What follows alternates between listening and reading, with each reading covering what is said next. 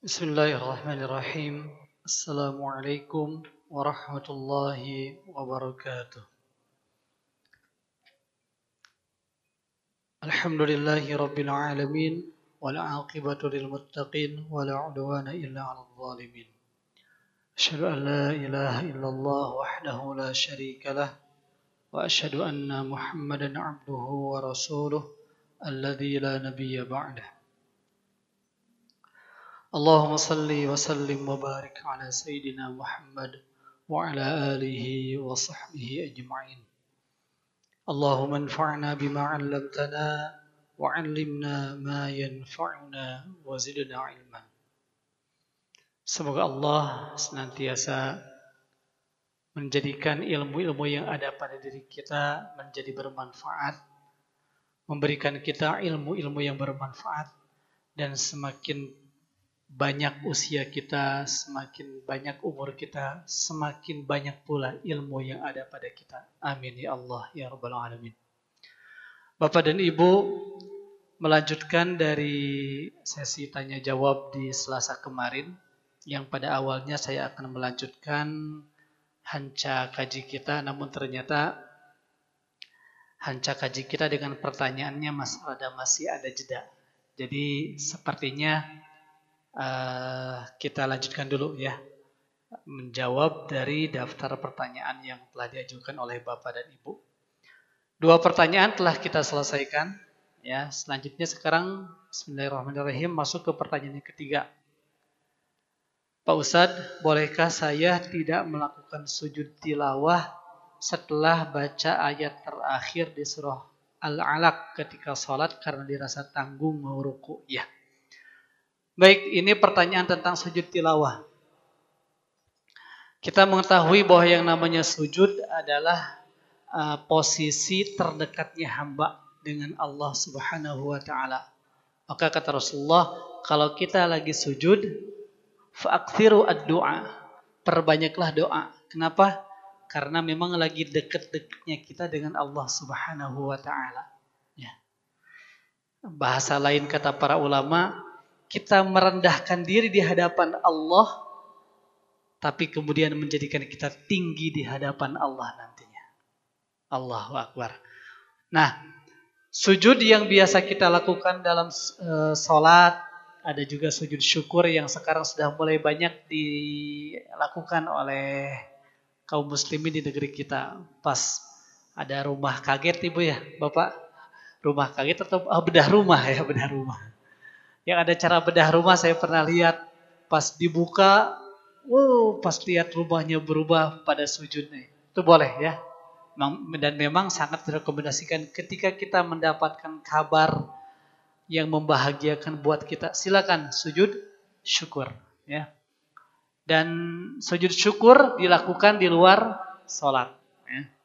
Satu lagi adalah sujud tilawah.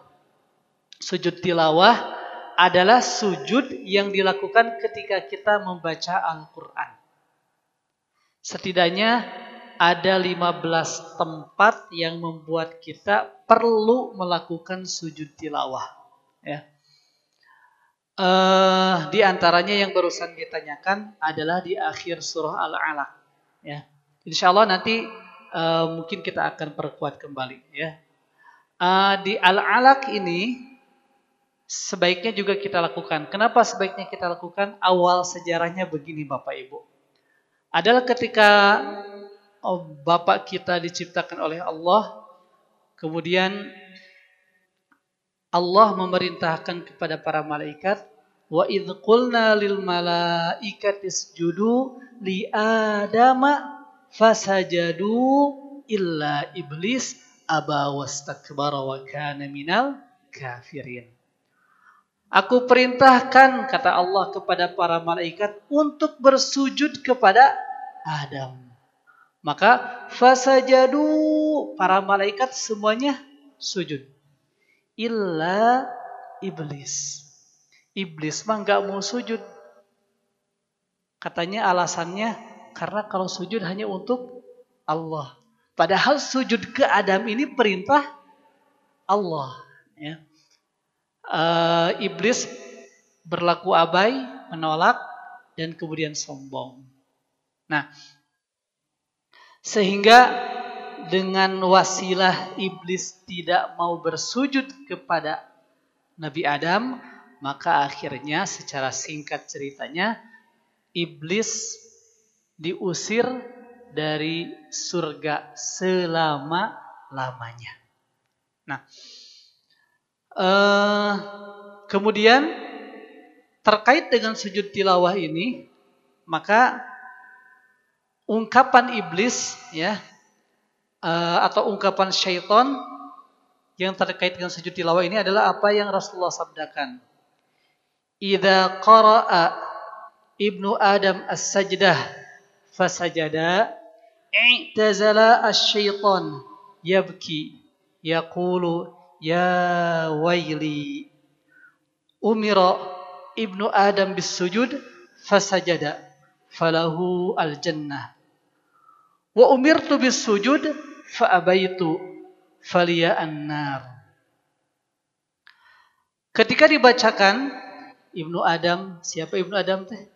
Kita ya, manusia.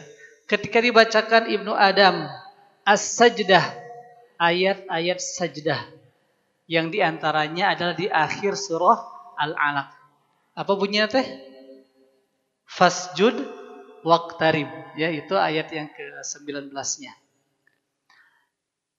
Fasajada, maka kemudian Ibnu Adam atau manusia melakukan sujud.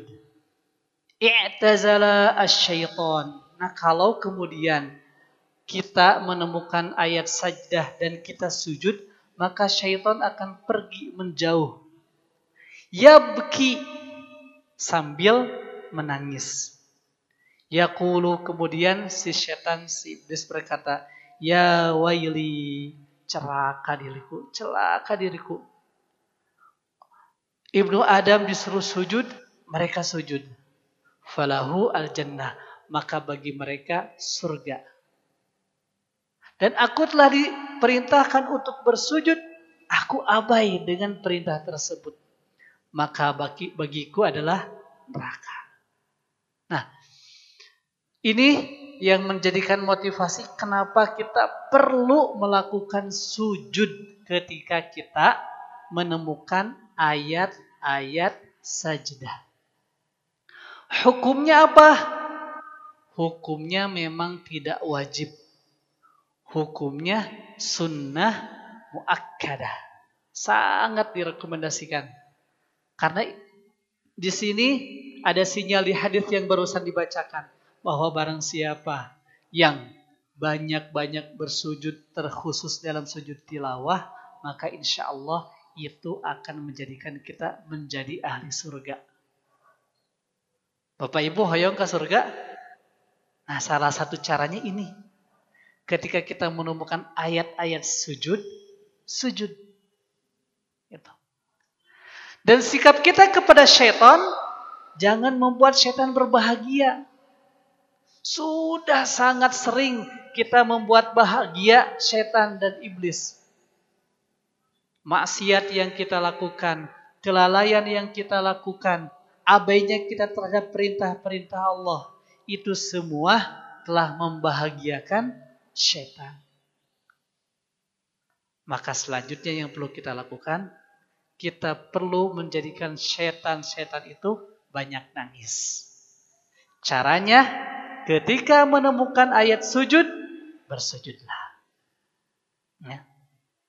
Baik ayat-ayat tersebut dibaca di luar sholat sambil kita duduk, atau dibaca ketika kita sholat. Menemukanlah kita ayat sujud tilawah, bersujudlah. Termasuk di surah Al-Alaq ini yang posisinya di akhir surah. Fasjud waqtarib. Nah, di sini sebaiknya silakan sujud dulu. Allahu Akbar, langsung sujud dulu. Udah sujud, berdiri lagi, kemudian udah berdiri, Allahu Akbar lagi untuk apa? Untuk ruku. Boleh, saya praktekkan ya. Ini menghadapnya contohnya ke kiblat ya. Jadi ketika kita menemukan fasjud waqtarib, Allahu Akbar, langsung ibu bapak, langsung sujud.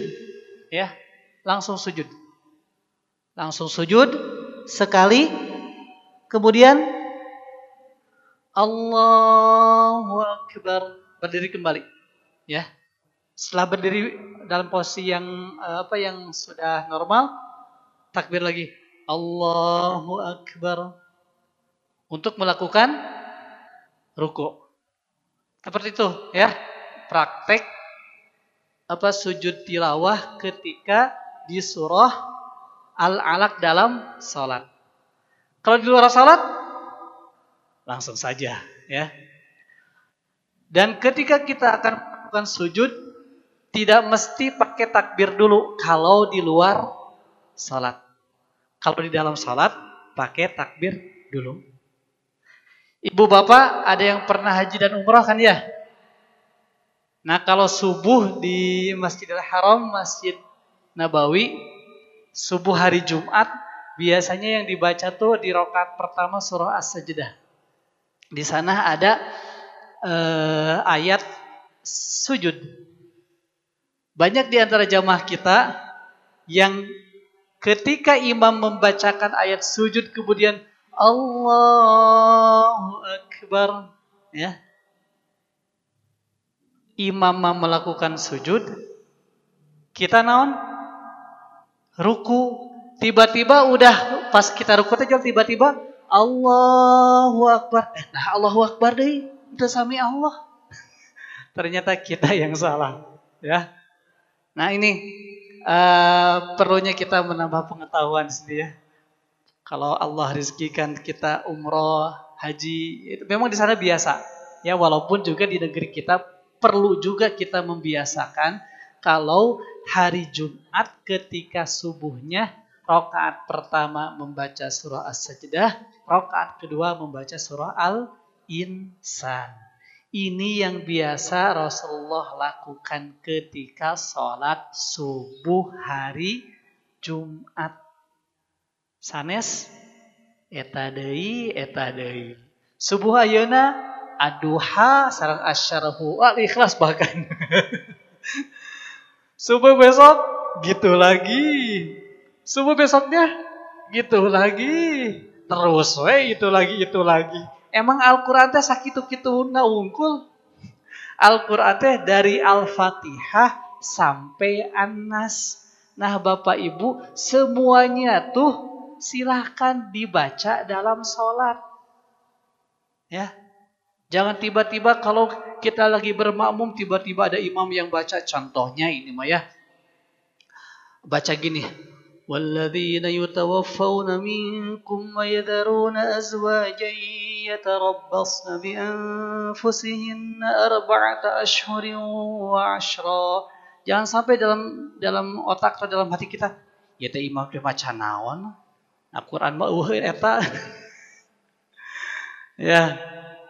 Sebaiknya memang semua ayat dalam Al-Quran itu dibaca dalam salat-salat kita. Karena di antara fungsi Al-Quran adalah sebagai zinatus sholawat. Apa zinah teh? Bukan zina, ini mah zinah. Kalau zina itu yang dosa. Ya, kalau zinah artinya perhiasan. Zinah itu perhiasan. Kalau zina itu yang dilarang. Yang zina mata, zina hati, apalagi zina sampai kemaluan, naudzubillah. Nah, zinatus sholawat, Al-Quran di antara fungsinya sebagai perhiasan, penghias bagi sholat-sholat kita. Hari namanya perhiasan, maunya itu bungkul atau macam-macam. Bapak Ibu, kalau yang namanya perhiasan, maunya itu bungkul atau macam-macam? Macam-macam.